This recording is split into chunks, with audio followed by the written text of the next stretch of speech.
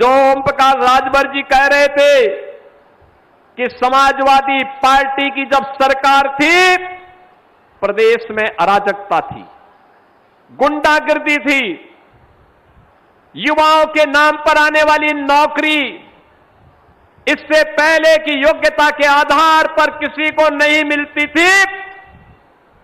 नौकरी का विज्ञापन निकलते ही भतीजा और चाचा की जोड़ी वसूली के लिए निकल पड़ती थी। वसूली के लिए भाई भतीजेवाद का बोलबाला नौकरियों में होता था।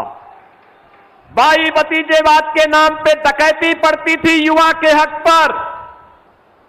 पैसे दे बगैर किसी को नौकरी नहीं मिल पाती थी और युवा योग्यता के बावजूद अपने आप को ठगा हुआ महसूस करता था। पठन पाठन का माहौल चौपट था। कानून व्यवस्था तहस-नहस हो चुकी थी। रोज दंगे, कभी सहारनपुर में दंगे, कभी मुजफ्फरनगर में दंगे, कभी मेरठ में दंगे, कभी मुरादाबाद में दंगे, कभी हापुड़ में दंगे, कभी अलीगढ़ में दंगे, कभी एटा में दंगे, कभी मथुरा में दंगे, कभी लखनऊ में, कभी कानपुर में, कभी प्रयागराज में। इन्होंने दंगों के माध्यम से उत्तर प्रदेश का माहौल इतना खराब कर दिया था, इतना खराब कर दिया था, लोग उत्तर प्रदेश के नौजवान को देखना पसंद नहीं करते थे। नौजवान के सामने पहचान का संकट इन्होंने खड़ा किया। हस्तशिल्पी और कारीगर प्लान करने के लिए मजबूर हुआ था।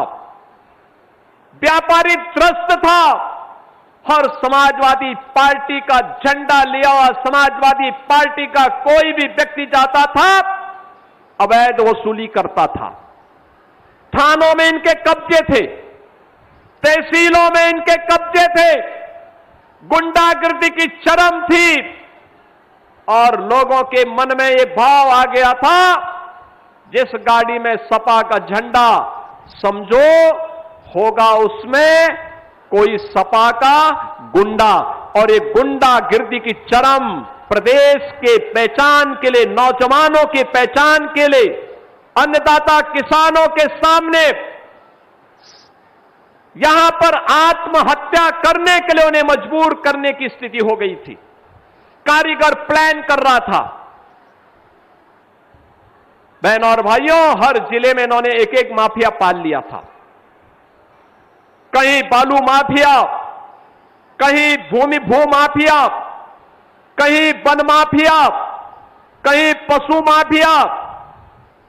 ये माफिया हर जिले में, पेशेवर माफिया। आप देखते होंगे इनके इतिहास को। वर्तमान पीढ़ी को बताइए किस प्रकार की अराजकता इन्होंने फैलाई हुई थी।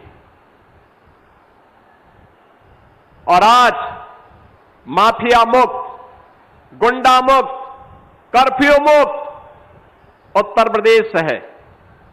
नौजवान के सामने पहचान का संकट नहीं, बल्कि नौजवान को नौकरी मिल रही है। 9 लाख से अधिक नौजवानों को हमने डंके की चोट पर सरकारी नौकरी दी है और हमने कहा है कि युवा के हितों के साथ अगर किसी ने खिलवाड़ किया तो उसके लिए जेल होगी और बाप दादों की कमाई को भी जब्त करके गरीबों में बांटने का काम कर देंगे।